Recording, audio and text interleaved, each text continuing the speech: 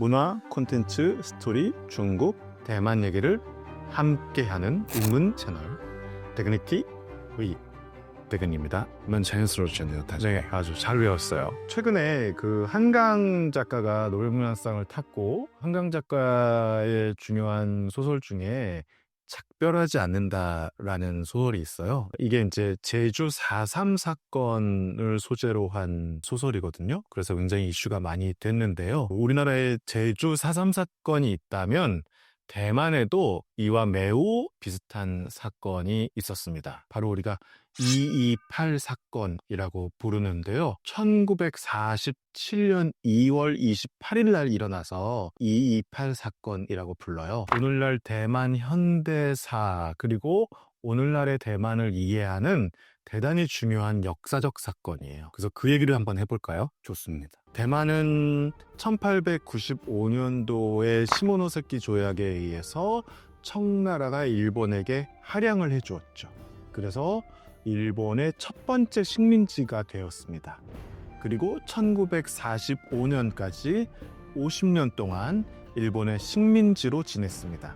근데 1945년 8월 15일 날 일본이 패망하고 물러가게 되었죠. 그러니까 이 대만이 통치가 갑자기 공동화되는 현상이 나타나게 됐습니다. 그 당시 중국에서는 국민당과 공산당이 서로 각축을 벌이고 있을 때였습니다. 다행히 1940년대에는 국민당과 공산당이 일본을 이제 함께 내쫓는 일에 합작을 하고 있었습니다만 45년도가 지나고 나면은 다시 국공 내전의 상태로 들어가게 되거든요. 그러나 당시 중국 대륙에서 합법적인 정부는 국민당 정부였어요. 국민당 정부가 이제 국가를 가지고 있었기 때문에 그런데요. 중화민국이라고 하는 국가였죠. 그 당시에 중화민국의 이제 수장이었던 장개석이 이 대만을 그냥 그대로 둘 수 없으니까 대만을 이제 새롭게 통치할 행정장관을 보냅니다. 근데 이 행정장관이 누구냐 하면 국민당 정부에서 군부에 있었던 천이라고 하는 장군을 보내요. 그런데 천이가 대만에 와서 보니까 대만이 뭐 굉장히 시설도 낙후하고 대륙보다는 훨씬 가난하게 살았고 그랬겠죠. 당연히 일본의 식민지로 50년을 살았으니까 어떻게 잘 살 수 있었겠어요? 그래서 보니까 이제 이 대만 사람들을 무시한 거예요. 대만에서 원래 살고 있던 사람들을. 이 천이 장군을 따라서 내려온 일군의 국민당 사람들이 있었는데요. 이 사람들을 우리가 바깥 성에서 왔다. 중국은 이제 성이라는 개념을 가지고 지역을 구분하잖아요. 우리나라는 이제 도라는 개념을 가지고 구분하지만 그래서 우리나라의 도에 해당하는 게 중국의 성인데요. 그래서 이 천이 장군과 함께 국민당 사람들이 많이 따라 내려오는데 이 사람들을 우리가 이제 그래서 바깥성에서 왔다 그래서 외성인이라고 합니다. 그리고 그 당시에 원래 대만에서 살고 있었던 사람들을 본성인이라고 합니다. 그래서 이 본성인과 외성인 이렇게 두 그룹이 대만 내부에 이제 생기게 된 거예요. 천이 장군은 본성인 그룹을 철저하게 무시하면서 대만을 통치하는 여러 관리 조직들을 외성인으로 채웁니다. 하급 관리에는 뭐 본성인들에게 자리를 좀 주기는 했습니다만 실제로 월급을 지급하거나 이럴 때도 상당히 많은 차별을 했습니다. 그리고 여러 가지 정서적인 측면이나 정책적인 측면에서 대만의 본성인들을 아주 무시했어요. 이런 이제 감정적인 그 부분까지 이제 천이 장군이 건드렸기 때문에 대만 사람들, 본성인들 입장에서는 천이 장군의 통치에 대해서 불만을 가진 사람들이 상당히 많이 늘어나고 있었습니다. 그런데 그 당시에 이제 대만에서는 민간에서 팔 수 없는 품목들이 있었거든요. 뭐 설탕이라든지 성냥이라든지 차라든지 담배라든지 이런 것들은 국가에서만 팔 수 있었고 이걸 이제 우리가 그래서 전매라고 하죠. 오로지 국가만 팔 수 있다 라고 해가지고 전매품이라고 했습니다. 그런데 대만의 본성인들은 어쨌든 그 생업을 해야 되기 때문에 이 전매물품을 몰래 팔았어요. 그래서 타이베이의 한 빌딩에서 이날 그 린장마이라고 하는 한 여성이 이제 남편분이 돌아가시고 혼자 사시던 여성분이었는데 이 여성이 담배를 이렇게 팔고 있었습니다. 그런데 이때 경찰들이 들이닥쳐서 이 여성을 담배를 팔았다고 하는 혐의로 단속을 하기 시작합니다. 단속을 하는데 현금을 뺏어가고요. 그 돈만 뺏어가면 되는데 원래 가지고 있던 개인 생활비나 이런 것들도 막 뺏어가요. 그리고 이 여성을 단속하는 과정에서 개머리판으로 여성을 막 때리고 합니다. 이런 것들을 이제 보는 시민들이 경찰들에게 막 항의를 하니까 경찰들이 흥분해가지고 시민들에게 총을 발사하기 시작합니다. 그래서 발사한 총에 여학생 하나가 사망을 해요. 이런 이제 사건을 보고 전국적으로 이제 알려지게 돼요. 라디오 방송을 통해서 경찰에 의해서 여학생이 사망했고 담배를 팔았던 여성이 개머리판으로 중상을 입었다. 뭐 이런 사건들이 이제 알려지게 되니까 이것이 이제 일파만파로 전국적으로 쭉 퍼져나가게 되고 대만 시민들이 광장으로 나와서 거리로 나와서 운집해가지고 경찰서에 쫓아가서 항의를 하고 시위를 벌이게 됩니다. 이 과정에서 경찰도 또 죽어요. 2명이 죽고 몇 명이 부상당하고 하는 사건이 벌어져요. 이것이 이제 막 일파만파로 확대되기 시작합니다. 그래서 이제 이거를 처음에는 안정시켜야 되잖아요. 그러니까 천이 장군하고 이 시위대를 조직했던 민간인 조직하고 이거 좀 잘 처리하자. 그래가지고 처리위원회를 만들어서 잘 조정을 해서 끝내려고 합니다. 그런데 이제 처리위원회가 처음에는 몇 가지 사항들을 요구했다가 요구사항들을 계속 늘려가요. 뭐 계엄을 해제해야 되고 뭐 이런 상황들을 계속 이제 늘려가게 됩니다. 그러다 보니 이게 이제 협상이 잘 안 되고 협상이 잘 안 되는 과정에서 시위는 계속 격화됐어요. 이 시위가 언제까지 계속되면 거의 석 달 동안 계속이 돼가지고 5월 16일 정도까지 계속돼요. 이 과정에서 천이 장군은 처리위원회하고 민간인들하고는 협상을 하는 척하면서 대륙에 있는 장개석한테는 군부를 파견해달라고 합니다. 그래서 이 시위대를 진압하기 위해서 장개석이 군대를 파견해요. 그래서 장개석이 군대를 파견한 이후에는 전면적인 강압적인 진압으로 들어갑니다. 그 당시에는 아무도 이야기할 수 없었지만 나중에 조사를 해보니 최소한 18,000명이 사망했다라고 하는 조사가 있을 정도로 어마어마한 사람들을 이때 학살합니다. 그래서 대만 사람들은 이 학살을 당하고 종결이 아닌 종결이 되게 되는 것이죠. 그 전에 이제 시행됐던 계엄령은 계속 유지가 됐고요. 그 계엄령이 그래서 언제까지 유지됐냐면 87년까지 유지돼요. 어마어마하게 오랜 시간 동안 유지가 되는 거죠. 1987년도에 와서야 이 2.28 사건이 있었다는 것을 사람들이 이제 목소리를 내기 시작합니다. 40년 전의 기억을 이제 떠올리면서 이 사건을 어떻게 처리할 것이냐. 우리나라도 마찬가지잖아요.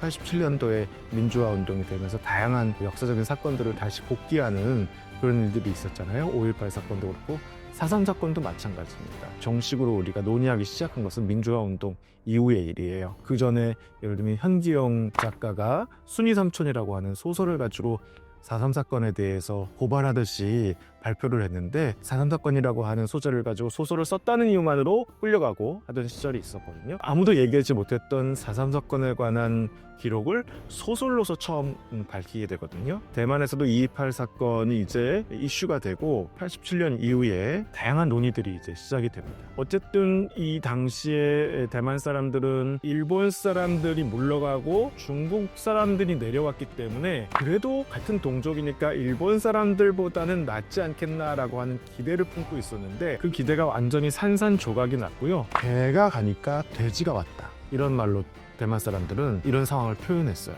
취주라이라고 하는데요. 중국말로는 개가 가니 떠나니까 돼지가 왔다. 이번에는. 그래서 이제 이런 장개석 정부를 비판하는 말로 이런 표현을 할 정도였습니다. 90년대부터 이제 2.28 사건에 대한 진상조사가 시작이 되고요. 리덩회의 총통이 2.28 사건에 대해서 이제 사과를 합니다. 그래서 이제 진상조사를 해보니 최소 18,000명.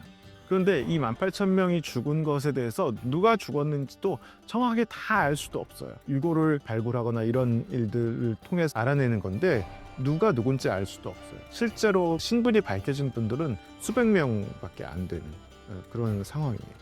이 2.28 사건을 통해서 대만 현대사의 비극이 시작되었고 대만 현대사를 이해하기 위해서는 이 2.28 사건이 어떤 원초적인 역할을 하고 있다.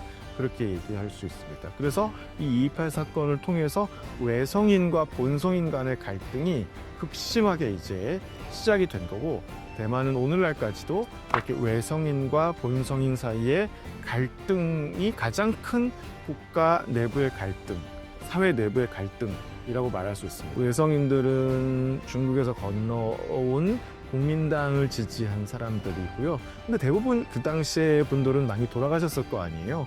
그런데 이제 지금은 그 자손들이 아직 계속 남아있거든요. 그래서 2대, 3대 이렇게 남아있는데 이런 분들은 여전히 아버지, 할아버지들에 의해서 이제 교육을 받았기 때문에 국민당과 장개석 정부를 이제 굉장히 지지하는 입장이 있고 본성인을 지지하는 본성인 그룹들은 역시 그들이 직접 보고 겪었던 사건들을 또 아버지, 할아버지들한테서 들었기 때문에 지금 여전히 또 2.28 사건의 진상을 알리고 해야 된다라고 하는 입장을 가지고 있습니다. 그래서 이분들은 지금 이제 지금의 집권 세력은 민진당 세력을 주로 지지하는 그런 입장에 있죠. 그래서 본성인과 외성인의 갈등이 국민당과 민진당 사이의 갈등, 그리고 이 정당들을 지지하는 사람들의 갈등으로 계속 이제 이렇게 이어져 오고 있다고 얘기할 수 있습니다.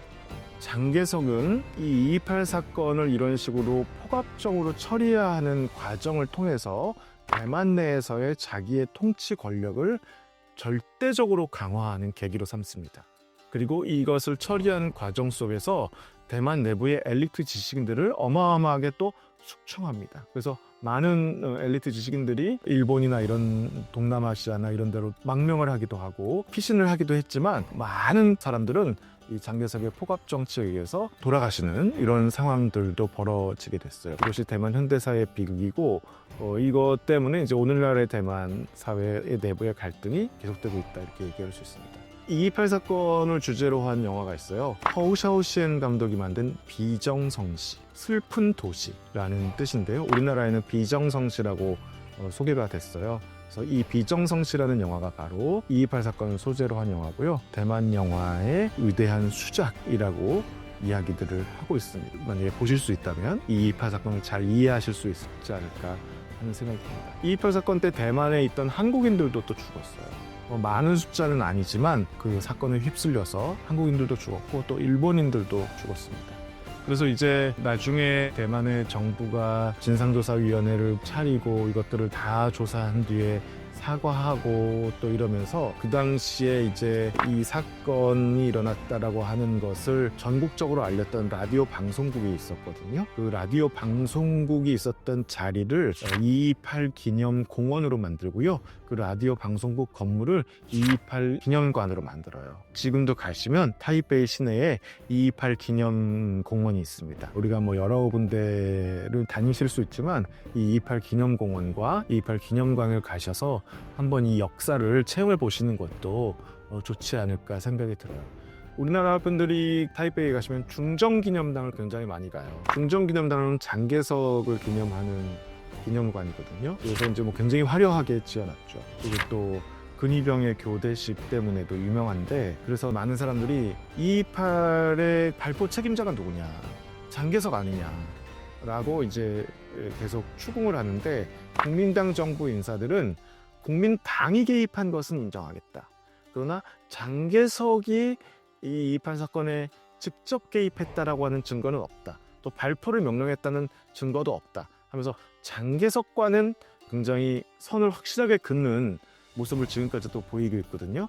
그래서 2.28을 진상을 규명하기를 원하는 사람들은 장개석을 기념한 중정기념당을 폐쇄해야 된다 라고까지 이제 얘기를 하는데, 국민당 지지자들은 이제 그것에 대해서는 반대하고 있어서 여전히 이제 중정기념당은 남아 있는데, 중정기념당만 꼭 가보실 일은 아닌 것 같고 2.28 기념공원도 한번 가보시면 또 다른 대만의 그 역사를 아실 수 있지 않을까 하는 생각이 듭니다. 그래서 오늘날의 대만을 만든, 대만 사회의 어떤 이런 구조적인 갈등의 문제를 만들어준 그런 역사적 사건으로서 우리가 꼭 한번 알아야 될 것은 바로 2.28 사건이 아닌가 싶어서 말씀을 드렸고요. 이게 우리의 4.3 제주 사건하고도 상당히 유사하다, 이렇게 말씀드릴 수 있겠습니다.